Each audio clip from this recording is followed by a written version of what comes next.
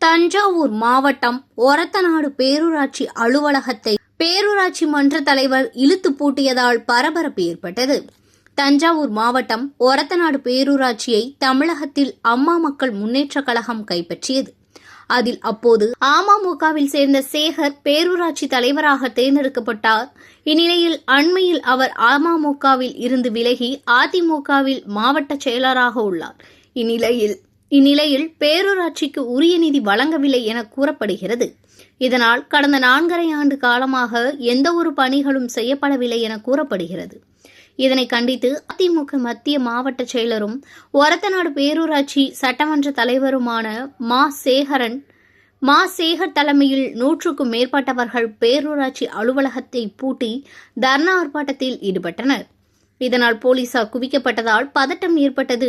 இதுகுறித்து மாவட்ட ஆட்சியர் உடனடியாக சம்பவ இடத்திற்கு விரைந்து உரிய நடவடிக்கை எடுத்து முடக்கப்பட்டுள்ள நிதி வழங்கிட வேண்டும். நடவடிக்கை எடுக்கவில்லை என்றால் அலுவலகத்தில் தொடர் போராட்டத்தில் ஈடுபடுவோம் என தெரிவித்து மாவட்ட ஆட்சியரிடம் மனுவும் அளித்தனர்.